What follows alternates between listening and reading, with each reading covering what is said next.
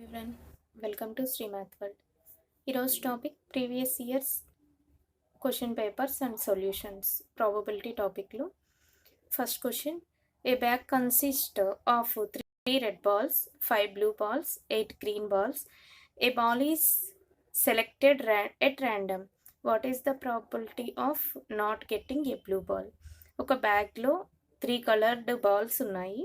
అయితే వాటిలోంచి ఒక బాల్ని ర్యాండమ్గా సెలెక్ట్ చేశారు, ర్యాండమ్గా తీశారు. అయితే తీసిన బాల్ బ్లూ కలర్ బాల్ కాకుండా ఉండే ప్రాబబిలిటీ, బ్లూ కానీ అంటే 3 రెడ్ బాల్స్ 8 గ్రీన్ బాల్స్లో ఆ బాల్స్లోంచి ఏదో ఒక బాల్ తీశారు అని. ఆ బాల్ యొక్క ప్రాబబిలిటీని ఫైండ్ అవుట్ చేయమన్నారు. Total probability, total number of balls ఎన్ని, అదే శాంపిల్ స్పేస్ అవుతుంది. Number of balls n of S equal to 3 + 5 + 8, 16 balls ఉన్నాయి. ఇప్పుడు A is equals to, A అంటే ఏంటి, event of not getting a blue ball. Blue ball కాకుండా remaining వాటిలో నుంచి ఏ అనేది event of not getting a blue ball. Blue ball కాని ball ఏవైతే ఉన్నాయో దాని యొక్క ఈవెంట్. So N of A is equal to ఏమవుతుంది, 3 + 3 red balls plus 8 green balls, which is equal to 3 + 8, 11 balls. ఇప్పుడు probability of A is equal to n of A by n of S, which is equal to 11 by 16. Next sum. A box contains 4 defective and 6 good machines. ఒక బాక్స్లో 4 defective అంటే damaged machines ఉన్నాయి and 6 good machines ఉన్నాయి. 2 machines are selected at ర్యాండమ్గా 2 ఆ బాక్స్లో నుంచి select చేశారు ఆ మెషిన్స్ని వితౌట్ రీప్లేస్మెంట్, అంటే తీశారు మరలా రీప్లేస్ చేయలేదు. Find the probability that both machines are good. ఆ 2 కూడా ఏదైతే ర్యాండమ్గా తీశారో ఆ 2 మెషిన్స్ కూడా కరెక్ట్గా వర్క్ చేసేవి గుడ్ మెషిన్స్ అని చెప్పని అంటున్నారు. అలాంటి వాటి యొక్క ప్రాబబిలిటీ ఫైండ్ అవుట్ చేయమన్నారు. ఎన్ ఆఫ్ ఎస్ అంటే number of sample space equal to ఏమవుతుంది, టోటల్గా 6 + 4 10 మెషిన్స్లో నుంచి ర్యాండమ్గా తీస్తుంది 2 మెషిన్స్ కనుక 10C2. N of S equal to 10C2. Next మనం తీసేది ఈవెంట్ ఏంటి, A is equals to getting good machines. So N of A is equal to event ఏమవుతుంది, ఏవైతే ర్యాండమ్గా తీస్తున్నామో అవి 2 గుడ్ మెషిన్స్ అంటే టోటల్గా మనకున్న గుడ్ మెషిన్స్ ఎన్ని, 6. సో ఆ 6లో నుంచి 2 తీస్తున్నామని అర్థం. Next probability of A is equal to n of A by n of S, which is equal to 6C2 by 10C2. that equal to 6C2 అంటే 6 × 5 by 1 × 2 by 10 × 9 by 1 × 2.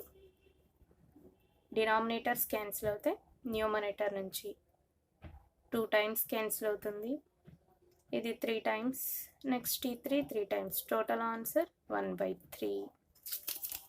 Next question.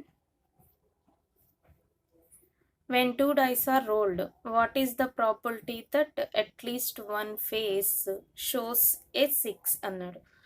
2 డైస్ని role చేశారు అంటున్నారు. టోటల్గా number of sample space equal to 6² 2 డైస్ని కనుక 6² అంటే 36 ఉంటాయి possibilities. ఈ 36 పాసిబిలిటీస్లో అయితే probability that at least one face, ఆ 2 డైస్ రోల్ చేసినప్పుడు దాని ఫేస్ మీద ఏదో ఒక డైస్ మీద ఖచ్చితంగా 6 అనే నెంబర్ ఉండాలి అంట. టోటల్ పాసిబిలిటీస్ ఏవైతే ఉన్నాయో వాటిలో 6 వచ్చేలాగా ఉన్న పాసిబిలిటీస్ రాసుకుందాం. A equal to first dice మీద 1 అయితే సెకండ్ డైస్ మీద 6 ఉండొచ్చు, 2 6 3 6 4 6 5 6. నెక్స్ట్ 6 ఫస్ట్ డైస్ మీద ఉంటే 6 1 6 2 6 3 6 4 6 5 అండ్ 6 6 ఇవి పాసిబిలిటీస్ వస్తాయి. టోటల్గా ఎన్ని పాసిబిలిటీస్ ఉన్నాయి? 3, 3, 6, 2, 8, 8, 3, 11.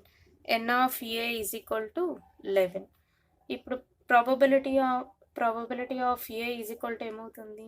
11/36. Next question. When 6 coins are tossed simultaneously, the probability of getting at least 4 heads is అని చెప్పని అన్నారు.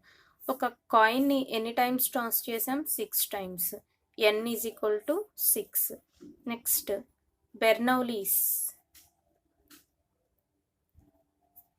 Bernoulli's distribution formula.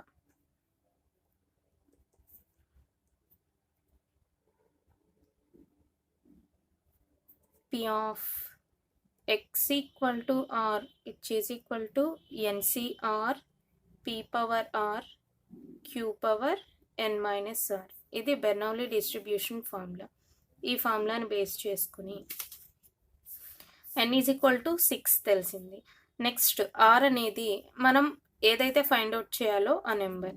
ఇక్కడ ఏమంటున్నారు? Probability of getting at least 4 heads అన్నారు. అట్లీస్ట్ 4 అంటే 4 అవ్వచ్చు, అంతకన్నా ఎక్కువ కూడా అవ్వచ్చు. అంటే r equal to 4, r equal to 5, r equal to 6. r equal to 6. 6 coins toss చేశారు. r equal to 6. Next p is equal to, ఇక్కడ p అనేది ఏమవుతుంది అంటే ప్రాబబిలిటీ ఆఫ్ గెట్టింగ్ హెడ్. ఒక కాయిన్ని టాస్ చేసినప్పుడు హెడ్ పొందే ఛాన్సెస్ 1/2. అలాగే q is equal to probability of getting tail. ఒక కాయిన్ని టాస్ చేసినప్పుడు టెయిల్ పడే పాసిబిలిటీస్ కూడా 1/2 ఉంటాయి. So p is equal to q is equals to వచ్చింది n is equal to 6. Okay, next మనం ఇప్పుడు ఫైండ్ అవుట్ చేయాల్సింది రిక్వైర్డ్ ప్రాబబిలిటీ.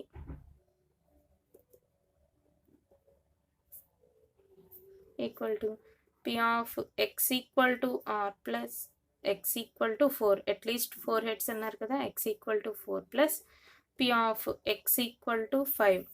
4 హెడ్స్ ఉండొచ్చు, లేదా 5 హెడ్స్ అయినా రావచ్చు, లేదా 6 హెడ్స్ అయినా.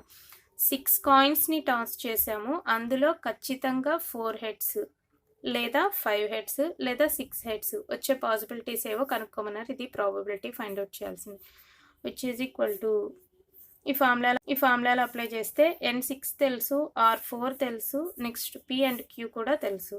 NCR, n అంటే 6, c r అంటే 4, p పవర్ p అంటే 1/2, 1/2 హోల్ పవర్ r అంటే 4, నెక్స్ట్ q పవర్ అంటే 1/2 whole power n minus r అంటే 6 మైనస్ 4 2 ప్లస్ ఇక్కడ NCR అంటే 6c, r అంటే ఇక్కడ 5, నెక్స్ట్ 1/2 హోల్ పవర్ r అంటే 5 నాన్న, నెక్స్ట్ 1/2 హోల్ పవర్ r అంటే 6 మైనస్ 5 1 ప్లస్ నెక్స్ట్ ఇక్కడ r వాల్యూ వచ్చేసి 6, n value 6, 6c 6, p power 1/2 whole power r అంటే 6, next 1/2 whole power n minus r అంటే power 0, which is equal to అన్నిట్లో 1/2 whole power చూడండి, అన్ని బేసెస్ సేమ్ పవర్స్, ఈ రెండు యాడ్ చేస్తే 6 6 6 తో 1/2 హోల్ పవర్ 6 3 టర్మ్స్లోనూ కామన్గా ఉంది కనుక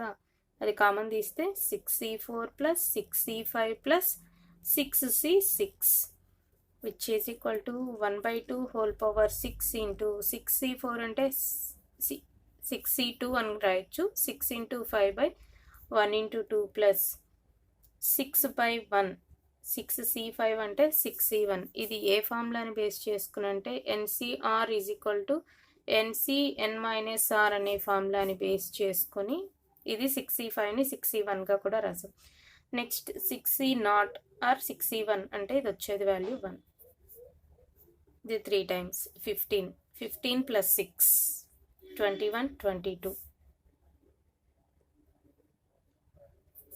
22/2 power 6 64, which is equal to 11/32. And next question,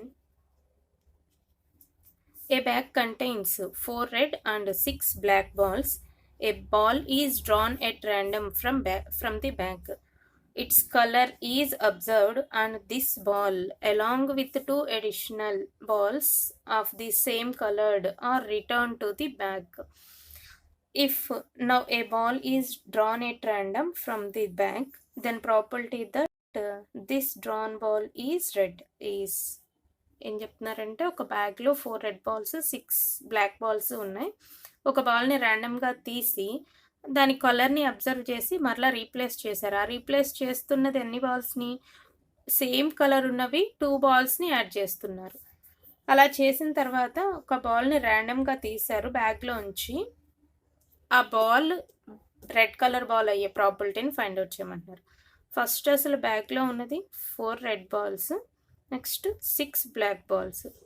వీటిలోంచి ర్యాండమ్గా ఒకటి తీశారన్నారే కానీ మెన్షన్ చేయలేదు ఏ బాల్ని ర్యాండమ్ తీశారు అనేది. ర్యాండమ్గా ఒక బాల్ని తీస్తే అది రెడ్ కలర్ బాల్ అనుకుంటే పాసిబిలిటీ ఏమవుతుంది, నెక్స్ట్ అప్పుడే రెడ్ బాల్ని తీస్తే అడిషనల్గా రీప్లేస్ చేసేది ఏంటి, 2 రెడ్ కలర్ బాల్స్ని రీప్లేస్ చేస్తారు. అంటే 4 + 2 6 red balls 6 black balls. Black బాల్స్లో చేంజ్ ఉండదు, ఏదైతే మనం సెలెక్ట్ చేసి ర్యాండమ్గా తీసామో దాన్ని 2 బాల్స్ రీప్లేస్ చేయాలి. అదే ఫర్ ఎగ్జాంపుల్ బ్లాక్ బాల్ తీశారు అనుకుంటే బ్లాక్ కలర్ది, రీప్లేస్ చేయాల్సింది రెడ్ బాల్స్ సేమ్ ఉంటాయి, బ్లాక్ బాల్స్ 2 బ్లాక్ బాల్స్ని యాడ్ చేయాలి. 8 black balls. Required probability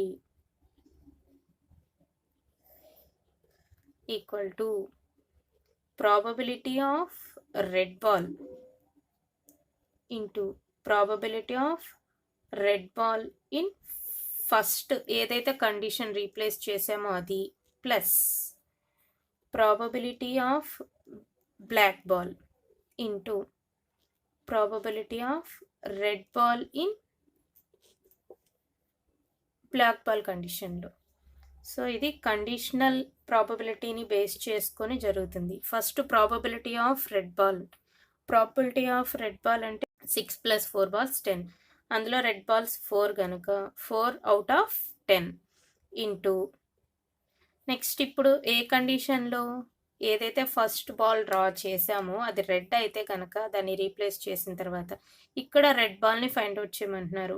red ball in red ball condition ఏదైతే ఉందో మనం ఫస్ట్ డ్రా చేసింది ఆ కండిషన్లో. అంటే టోటల్ ఇక్కడ రెడ్ బాల్స్ ఎన్ని, 6 బాల్స్, అవుట్ ఆఫ్ ఎన్ని total balls 12, plus in case మనం ఫస్ట్ డ్రా చేసింది బ్లాక్ బాల్ అయితే కనుక దానిలో black ball probability 6 total balls 10 into next ఏదైతే కేస్ బ్లాక్ బాల్ కన్సిడర్ చేసి తీసి రీప్లేస్ చేసామో ఆ కండిషన్లో red ball probability 4 total balls 12.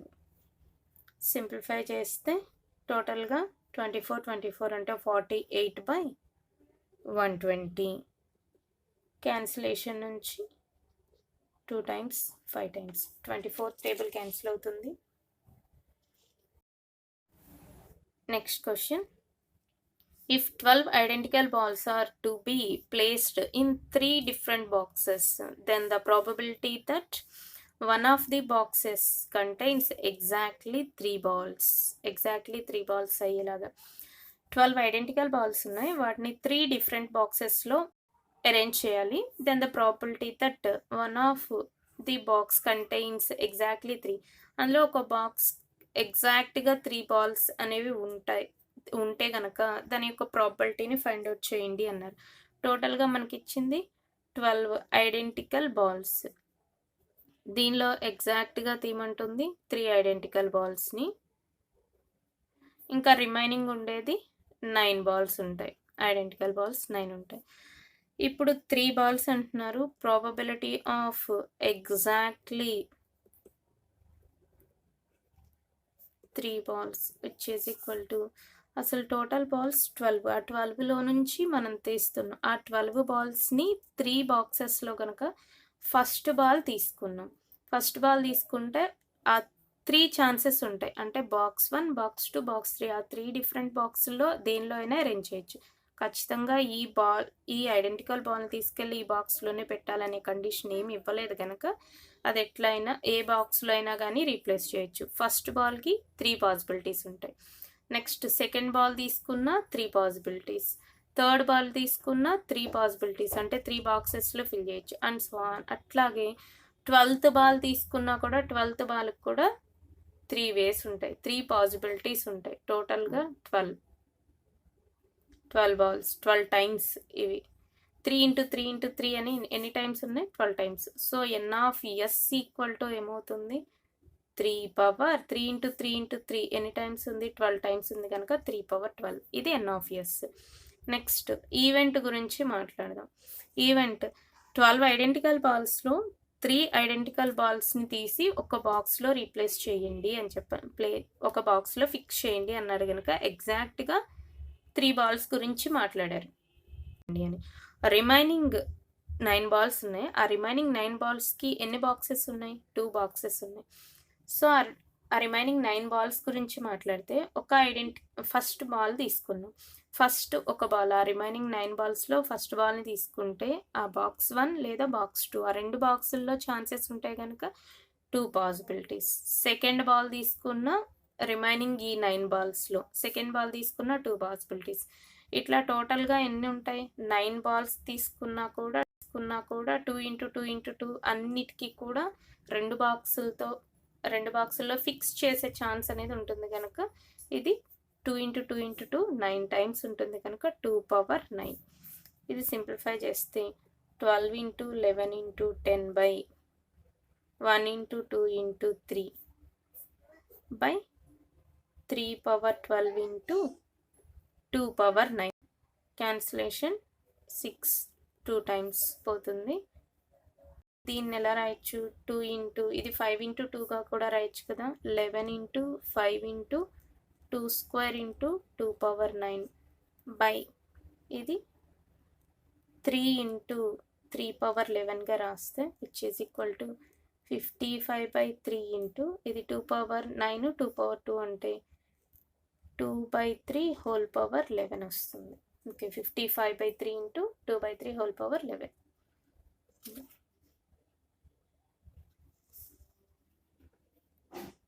Next sum. If 2 different numbers are taken from the set 0, 1, 2 and so on 10, then the probability that their sum as well as absolute difference are both multiple of 4 is. 2 different నెంబర్స్ని select చేశారు ర్యాండమ్గా 0 నుంచి 10 వరకు ఉన్న నెంబర్స్లో. అంటే total numbers ఎన్ని ఉన్నాయి? 11 numbers ఉన్నాయి. n(s) equal to total 11 నెంబర్స్లో 2 నెంబర్స్ని ర్యాండమ్గా సెలెక్ట్ చేసుకున్నారు. 2 డిఫరెంట్ నెంబర్స్ని డ్రా చేశారు. So n(s) equal to 11c2 అయింది. ఇప్పుడు మన ఏం ఫైండ్ అవుట్ చేయమంటున్నారు? ఏవైతే 2 నెంబర్స్ తీసుకున్నామో ఆ రెండిటి యొక్క సమ్ మల్టిపుల్ ఆఫ్ 4 అవుతుంది. అట్లాగే డిఫరెన్స్ చూసుకున్నా కూడా మల్టిపుల్ ఆఫ్ 4 అవుతుంది. అలాంటి పాసిబిలిటీస్ ఏవైతే ఉన్నాయో దాని యొక్క ప్రాబిలిటీ ఫైండ్ అవుట్ చేయండి అన్నారు. సమ్ చూసినా డిఫరెన్స్ చూసినా మల్టిపుల్ ఆఫ్ 4 అంటే అది ఖచ్చితంగా ఈవెన్ నెంబరే అయి ఉంటుంది. సో ఇక్కడ మనకి ఇచ్చిన out of 11 numbers even numbers ఏంటి? 0, 2, 4, 6, 8 and 10. ఇప్పుడు వచ్చే పాసిబిలిటీస్ చూద్దాం. 0 తీసుకుంటే 0 and 4, 8 ఈ 2 నెంబర్స్ తీసుకుంటే మనకు పాసిబిలిటీస్ ఏంటి? 0 + 4 తీసుకున్నా 4 - 0 తీసుకున్నా ఏదైనా మల్టిపుల్ ఆఫ్ 4 అవుతుంది. సో మనకు వచ్చేది 0, 4 and 0, 8 ఇక్కడ 2 పాసిబిలిటీస్ ఉన్నాయి. నెక్స్ట్ ఇప్పుడు 2తో తీసుకుంటే 2, 6, 2, 10 2, 6, 2, 10 2 పాసిబిలిటీస్ ఉన్నాయి. నెక్స్ట్ 4 తీసుకుంటే 4, 8 4, 8 అనే ఒక పాసిబిలిటీ. 6 తీసుకుంటే 6, 10 6, 10 డిఫరెన్సెస్ చూడండి, సమ్ చేసి చూడండి, మల్టిపుల్ ఆఫ్ 4 వస్తుంది. మల్టిపుల్ ఆఫ్ 4 అవుతుంది కనుక ఈ పాసిబిలిటీస్. నెక్స్ట్ ఇక్కడ డైస్ అని ఇవ్వలేదు, డైస్ అని ఇస్తే కండిషన్ నెక్స్ట్ 2 6 2 4 ఇట్లా రాయొచ్చు అనమాట. అది రివర్స్ కండిషన్ కూడా రాయొచ్చు, అది డైస్ కండిషన్ అని ఇస్తే. ఇక్కడ ఇచ్చింది డైస్ కండిషన్ కాదు కనుక ఈ నెంబర్ని ఒక్కసారి తీసుకుంటే సరిపోతుంది. Total possibilities 1 2 3 4 5 6 possibilities. 8 10 చూసుకుంటే 8తో ఆల్రెడీ 8 0 రాసాము, 8 4 రాసాము. ఇది ఆల్రెడీ ఈ నెంబర్తో రాయటం అయిపోయింది. ఇది డైస్ అనలేదు కనుక సింగిల్ టైం రాస్తే చాలు. టోటల్ పాసిబిలిటీస్ 6 వచ్చాయి. So n of a is equal to 6 అవుతుంది. Probability of a is equal to ఏమవుతుంది 6/11c2 which is equal to 6/11 into 10/1 into 2. ఇది 5 times 6/55 answer. Next question. For three events ABC, if P of exactly 1 of A or P equal to 1/4, P of exactly 1 of B or C equal to 1/4, P of exactly 1 of C or A equal to 1/4, and P of all three events occur simultaneously equal to 1/16, then probability of at least one event occur is. మన ఏం find out చేయమన్నారు, at least 1 event occur is A union B union C. ఇది find out చేయండి అని చెప్పని అంటున్నారు. మనకి ఏదైతే గివెన్ డేటా ఉందో అది తీసుకోండి. P of exactly 1 of ARP అన్నారు. ఎగ్జాక్ట్లీ 1 ఆఫ్ ARP అంటే ఫర్ ఎగ్జాంపుల్ చూడండి, ఎగ్జాక్ట్లీ 1 ఆఫ్ ARP అంటే ఏ కానీ లేదా B కానీ అంటున్నారు. అంటే ఏ అంటే ఇది, ఆర్ బి ఇంటర్సెక్షన్ పార్ట్ గురించి మాట్లాడట్లేదు. Exactly 1 of A or 1 of B ఇది మాట్లాడుతున్నారు. అంటే దీన్ని ఎలా రాయొచ్చు, ఎగ్జాక్ట్లీ 1 ఆఫ్ ఏఆర్పి అని చెప్పనంటే A union B, probability of A union B minus probability of A intersection B ఇచ్చారు అని చెప్పని అర్థం అనమాట. ఎగ్జాక్ట్ గివెన్ డేటా రాస్తే P of exactly A union B అంటే P of A union B minus P of A intersection B is equal to 1/4 అని ఇచ్చారు. Next P of B or C అంటే B union C minus P of B intersection C equal to 1/4. Next P of exactly 1 of C or A, P of C union A minus P of C intersection A is equal to 1/4. Next all 3 events occur అని చెప్పని అన్నాడు. All 3 events అక్కర్ అంటే P of A intersection B intersection C is equal to 1/16. ఇది given data. Next మనకి తెలిసిన formula already